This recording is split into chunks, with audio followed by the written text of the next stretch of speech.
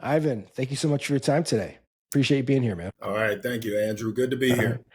So maybe just we could start off. Tell the audience your role with the Boys and Girls Club of Greater Scottsdale. Yes, I am the president and CEO of the Boys and Girls Clubs of Greater Scottsdale. I am entering my fifth year with the organization. Previous to that, I ran a profit organization, another Boys and Girls Club in Omaha, Nebraska. So ran that for 10 years. Prior to that, 25 years in the corporate environment. And so I was able to, retire from that and move back into the nonprofit field at the club that I grew up in Omaha, Nebraska. So I got a chance to go and run the organization that I used to participate in as a child. And, Oh, and that's then so from cool. there, moved to Arizona to be closer to my kids and grandkids.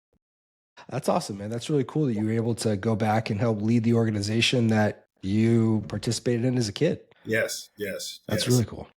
It was the full circle. Yeah. Yeah. On a side note, my wife and I, my kids are in the latter stages of high school, and we're talking about the same thing. It's like, okay, when they're gone, where are we going to go? Are we just going to follow them around the country? What are we doing here? So it Yeah, sounds like you're yeah, doing that too. yeah. Well, it's amazing. It really changes for us. It really changed with the grandkids. Luckily, both my kids moved here. I got two kids.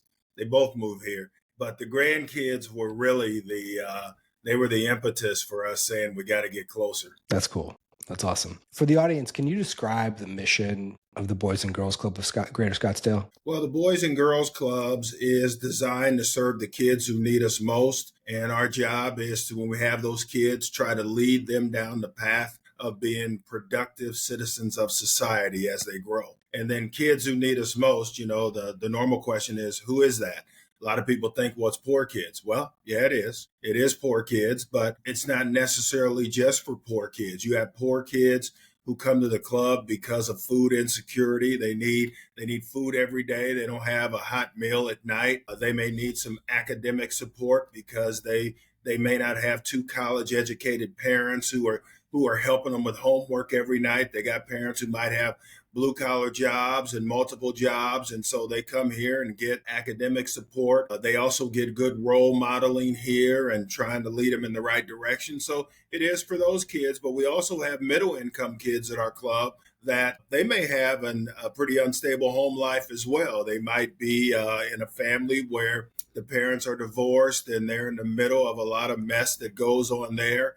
They might be experiencing cyberbullying that they need somebody to help talk them around that. They may have suicidal thoughts and those kinds of things. So the middle income kids have a lot of issues too, where it's good to come somewhere that's safe, where you feel loved and you got a good role model and it's a safe space for you. Yeah. So whether you're a kid of affluence or a kid who is poor, the Boys and Girls Club is there with great staff to help with all of those kids because kids of all races, income levels, they all need a safe place to go. And that's what we try to be. That's amazing. It's a safe place for kids. Yeah. When you started working with MAP and the MAP Accelerator Program, what were some of the top strategic objectives or goals you were striving for? Well, for us, we had a fairly new senior management team. And so for us, one of the key things for us that made us interested in MAP is this can be a great mechanism to grow that team right from the start because it was a brand new team. And so we're trying to help. We're trying to get assistance in understanding each other. And then we're trying to get assistance in, okay, as we understand each other, now can we capitalize on the strengths of each person to make the organization stronger? So we saw it to be an opportune time to do MAP just because of that particular situation. So we did the assessments right up front, which were really essential in us understanding each other. When you want to have a high productive team, it's pretty important that you understand each other. You understand the things that make people tick, which are important to them, and they understand that things are important to you, and you try to find out better ways to work together. So for us, it was just a great time and a great mechanism to begin to build a brand new team. And then from there, we have to handle all of our strategic initiatives with the club, because people think Boys and Girls Club, they think, play pool, play basketball and all those things. We do all those things because we need those things for, the kids to be attracted to come here. But we also have the business goals of, we need to grow our membership. We need to grow our kids that come every day. We need to grow our program initiatives. We have to offer, innovative, impactful programs that donors and foundations want to support. We need to get more kids here, because even though probably 50% of our kids are in poverty, the other 50%. So there's a revenue opportunity for us there as we continue to grow our membership in the summer and the after school years. So once we were able to get to know each other as a team, then we're able to start stepping into those strategic initiatives of growth of our membership, retention of our membership, because we all know who run businesses, it's a lot easier to keep a member than to go get a new member. Mm-hmm. How do we keep our members and then add new members on top of that, and grow our customer base? We got to manage our expenses. We have to invest in our clubs and make sure they're safe, because parents are, they're entrusting their kids to us, and they want to entrust their kids somewhere that they consider safe. So our safety initiatives are top notch, and our staffing is top notch. So you got to continue to attract and retain quality staff that, number one, likes to work with kids, because that not everybody does. There's a certain patience level that go there. They like to work with kids, and they're very good with kids. So once we got to know each other better as a team, then we could stretch out to all of those strategic initiatives that you have of just running a good business. That's fantastic. So you mentioned a few things there I want to ask about. You mentioned things like retention, both of people that come to the club, the boys and girls that come in, as well as staff. Prior to MAP, were those things being measured on a regular, we call them vital factors, vital factor metrics, then we have vital factor goals. Were they really being measured on a monthly basis before? Or was that something that, MAP helped you to really get a tighter grip? Well, we were doing it, probably not as systematically as we started to do it with MAP. Especially when it comes to retention of club members. And we still have a ways to go there, quite frankly, but now it's something that we're focusing on. But it was one of those things where we really didn't have an effective process when a member didn't come back. A member didn't come back, they just didn't come back. So measuring those members, knowing who they are, and doing appropriate outreach to try to understand the reason why they didn't come back, and can we still get them to come back? So it allowed us to get a little bit tighter on that kind of data and that kind of knowledge, so we can then react to it. So like I said, still a work in progress. As far as our employees and our retention, we always have measured that. I think it's made us a little bit sharper in measuring that. And then it also has allowed us to start to talk about ways to keep more employees and things above and beyond what they make, because what they make is something we'll always struggle with, because we're a nonprofit and most people can make more if they go and work for a for-profit. But there's a certain gratification of working here. So we've got to make sure that difference is not that significant, but we also need to come up with other ways that would make people want to stay here and have a career here. Yes, I imagine it's. What kind of dog is that? That was a big bark. Man, that dog is so annoying. It's a black lab. She is. Oh yes, labs are great dogs. I used to have a yellow lab and then a golden retriever. They're kind of similar. They're great dogs. Retrievers, they feel to me a little bit less energetic. I don't know if that's correct or not. I mean, we have a couple of people down the street with retrievers. This lab, it's just anytime anybody comes near this house, she just goes bonkers. Yeah. She hates the UPS. For some reason, hates the UPS guy. I don't know why. Oh, well, don't we all? But golden retrievers, they were once voted as top dog or top 2 or 3 dog for children, because they're so chill. Yeah. They're great to be around with kids. My yellow lab, we had to put her down early because she had renal dysplasia. Her kidneys weren't growing with her body, but she was she was kind of hyped up. She was charged up.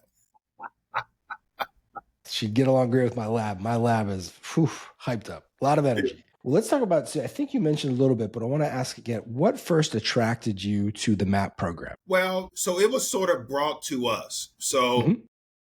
we have we have a major long-term funder. Actually used to serve on our board for years, but has been a major funder for years, who is apparently good friends with the Thurstons. Mm. And so the Thurstons, I think, are a major funder of this program. And somewhere along the line, they started talking about the MAP program and how they fund it, and what they've been doing with nonprofits and those kinds of things. And I think it caught the attention of my funder, who then agreed to bring it to us. So she brought it to us and let us know the gist of the program, and basically said she wanted to help the Thurstons and funding this and bringing it to us. So for us, the attractiveness was, for me, I don't know that I would have been attracted to it all the time, but because we were bringing in a new staff, I said, well, this kind of makes sense right now, because first thing you do when you get a new staff is you do some Yeah. kind of assessment of them,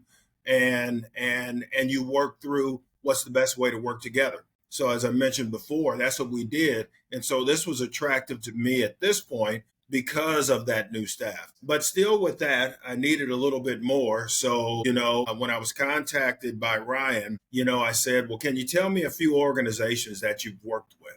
Because I really didn't want to waste my time or waste my team's time with something that was unproven. And so he gave me 3 or 4 references, and they all came back very positive as something that was very beneficial for their team and something that they've continued to use even after the program ended.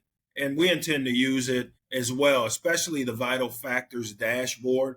We're going to Mhm. modify it a little bit during this process. There's some things on here that probably aren't as important to us as we thought when we initially put them down. And then we're going to add some new things to it. But we're basically going to use the third Monday of each month to kind of continue to use this process here with the vital factors that drive our business every day. That's awesome. That was a great, my next question was going to be like, thinking through your MAP journey, which tools have you found to be the most helpful or have the greatest impact? Yeah, well, they were all good. So I will tell you, there were 3 key components we went through every month. And so the vital factor report, as I told you, is one we're going to maintain and we're going to continue to use it.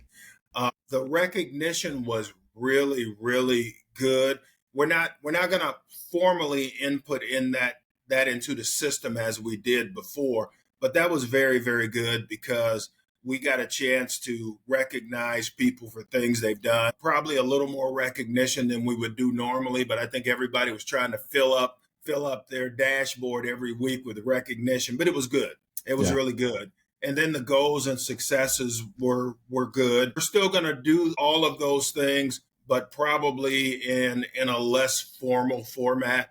But the Okay. vital factors are something that we're like, you know what, as a team sitting down and literally going through all the things on here each month will be beneficial to us in managing the business and beneficial to make sure that we're all talking about the right things each month. So that's kind of our plan going forward of how we plan to use it. But all of those components were really, really good. Could get a little time consuming at times, but it was good that we had the focus to do them every month. But vital Mhm. factor results are something we're gonna formally do every month. That's great.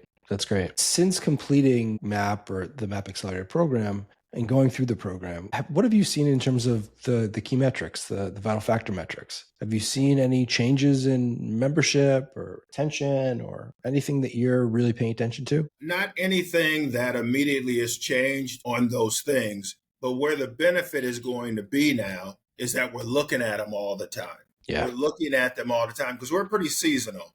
So we're pretty seasonal where our summer is the busiest time of the year. So in the summer, we'll see on average 1,200 kids a day. And one day last week, we were seeing 1,300 kids. So Wow. that's our really boom time. And it basically runs from the day after Memorial Day through July. So it's a pretty short quick, aggressive season. We hire a lot of people for the summer. Yeah. And then from August through the next May is our after school program season. So see about 900 kids there a day. So for us, we needed to go through a full cycle of after school time and then also summertime. And then I think you'll see the changes that we're putting in place probably manifest themselves next year. Okay. That's great. Have you noticed any difference in how your team, you mentioned, with a new leadership team, doing that assessment, understanding the strengths and weaknesses, just differences amongst the team and how they all work together? Have you noticed a change in how people are working together or their accountability or mindset after working with? Well, it helps a lot because the big thing that this program has done and what the vital factor sheet has done, it now makes people aware of the other departments of the business. Mm. Before then, you're fairly siloed. Nobody understands what finance is doing. They're like, I don't get that. Nobody really understands what we're doing in operations and in development. So now with this, now we go through all of those areas on this sheet.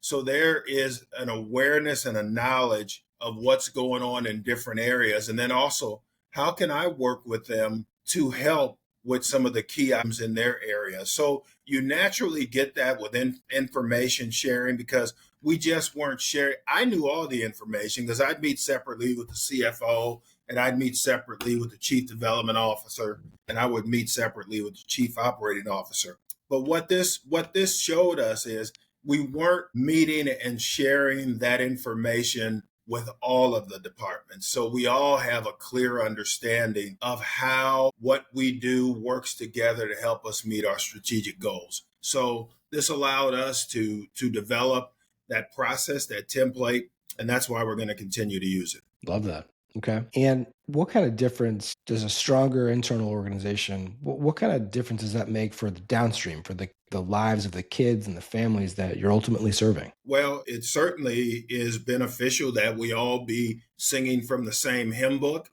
We need to have a consistent strategy and direction going down from senior management. We need to be aligned on everything that's going on. And if we're aligned and get our branch directors aligned and we're all, doing things the same way, it's going to have a definite positive impact on our kids. Because if you were to visit our clubs, even though all of our clubs may have a different demographic, this club we have 3 Native American clubs. This club may be all Native American kids. This club may be, kids of all races, but they're all poor. This club may be middle income kids. But at the end of the day, they're all kids. So it's important that we have some level of commonality of how we're interacting with those kids, realizing that as you get deeper into their lives, there's some differences. But at the end of the day, they're all kids. And we need to make sure there's some level of consistency in how we're treating our kids, the program offerings we have with our kids, and really everything that our staff is doing with those kids in terms of safety. So all of this allows us to make sure that we're all aligned on what we're doing that's flowing downstream to the kids every day. Mm-hmm. Okay. So if there's some other nonprofit leader listening, or CEO or president, or somebody considering MAP, what advice would you give them? Well, the advice I would give them is number one, look at your team. Do you feel it's a fully functioning team? If it's not, it's incumbent on you as a leader to make sure that you do everything you can to make sure your team is fully functioning.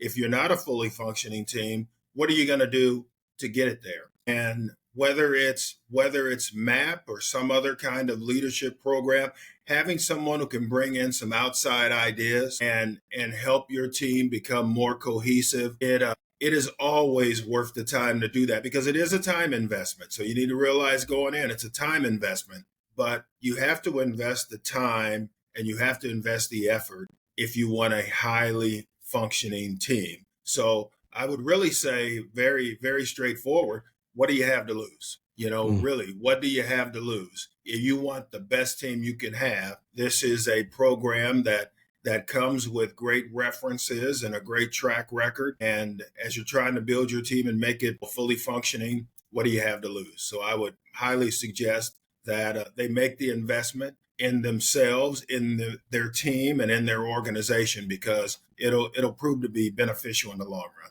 Excellent. Okay. And I guess to wrap, is there anything else that you would want to share about MAP or your experience with the MAP program? I just think it's a very thorough program. It certainly is a team enhancement vehicle, and I believe that any nonprofit who participated in it would see a high level of benefit for the time that they spend doing it. Excellent. Okay. Ivan, thank you so much for your time. Really appreciate it. Yep, no problem, Andrew. If you have any follow up, just let me know.